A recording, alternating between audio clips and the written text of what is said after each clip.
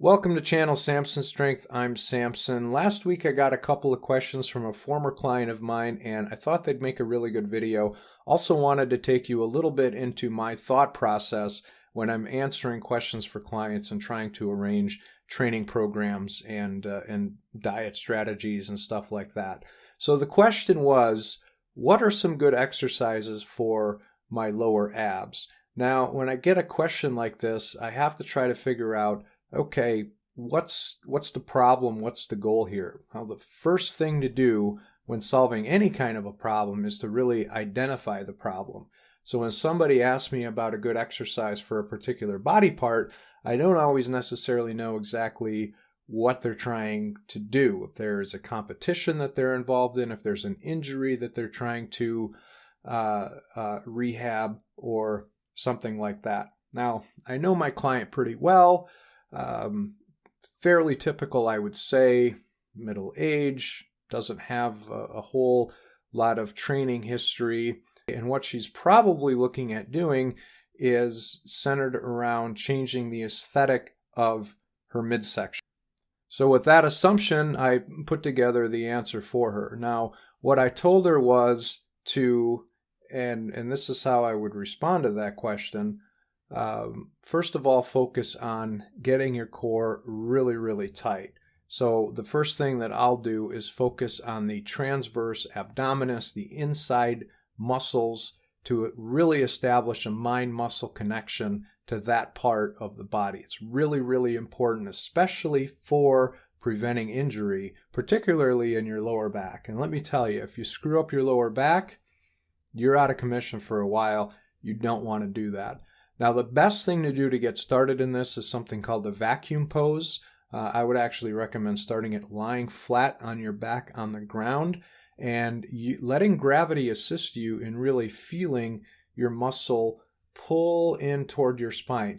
Imagine pulling your belly button into your spine and really focusing on how that feels and hold that for time. Then you move to standing up and again, pull your belly button in to your spine, hold it for time, try to increase it each time you do it. From there, move into planks and things like that.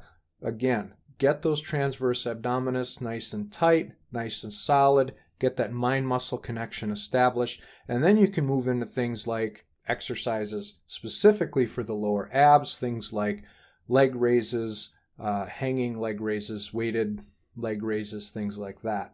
Now, the other thing that I told my former client, and to go along with this, make sure you're eating for fat loss and keeping a good cardio regimen, because of course the aesthetics of your core is going to primarily be affected by your level of body fat. No matter how good those muscles are underneath the fat, if they're underneath the fat, you're not going to see them. So she followed up with a question, okay, what sort of heart rate should I have when I'm doing this cardio? And that's another really good question.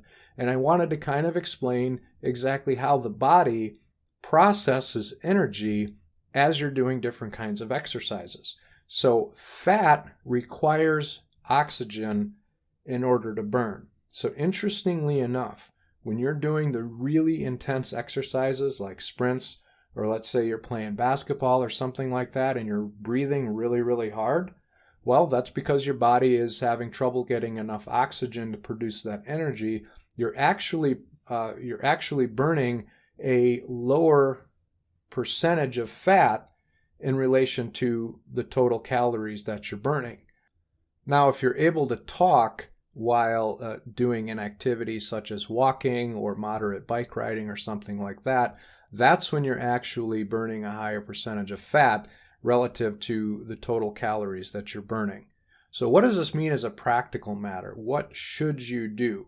This is where it's important to understand something called EPOC, E-P-O-C, excessive post-exercise oxygen consumption. So when you do sprints, when you do something that's really, really intense, what happens is that for the next 24 hours following that activity, your body will dramatically increase the amount of oxygen that it consumes. And what's that really good for?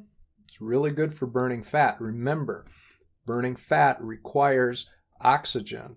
So what you need to try to do is burn a lot of calories while your heart rate is really low. Things like walking, swimming. I like to do walks with a weight vest on, things like that. Your heart rate is low. You're burning a high percentage of fat calories relative to the total calories that you're burning. Now, in order for this to work, you have to do high intensity training. You have to really get your heart rate up. The good thing is that this is the type of training that you can do really quickly. You don't need a lot of time to do this. In fact, my favorite thing to do is something called Tabatas that takes 3 minutes and 50 seconds. So it entails an all-out sprint, or you can do it with weights or whatever you want. I love doing it on the bike. You hop on the bike, you crank up the resistance, and you do an all-out sprint for 20 seconds. Then you stop for 10, an all-out sprint for 20 seconds. You do that 8 times, 3 minutes and 50 seconds, and you're done. And you can really feel it. So again, you're not going to be burning a ton of fat while you're doing that, but it ramps up that EPOC, that excessive post-exercise oxygen consumption, so that the rest of the day, and when you're sleeping in particular, you'll end up burning a lot of fat, and that's what we want.